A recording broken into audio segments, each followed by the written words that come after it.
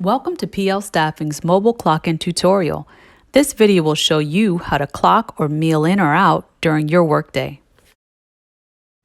From your cell phone, go to your internet browser, for example, Safari for iPhones or Google for Android phones. In the search bar, type in the following address to reach our mobile login screen. Once you reach the Advanced Partners mobile login screen, your client ID will always be PLS. Your login ID will be your first initial, then last name, and your password will be your first initial, last name, and the number 1. Remember to check the box that says Remember Me for easy access in the future. We recommend that you change your password after your first login to prevent anyone else from accessing your account. In order to make a selection, click Select Punch Type. At the beginning of your shift, select Clock In from the drop-down menu.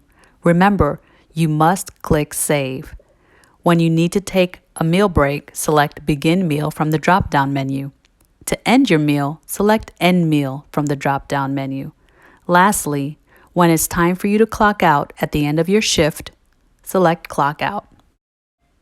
If you have trouble using this system, like any of the problems shown below, please email info@pl-cs.com and describe your issue in detail. Allow 24 to 48 hours to receive a response. Remember, email info@pl-cs.com.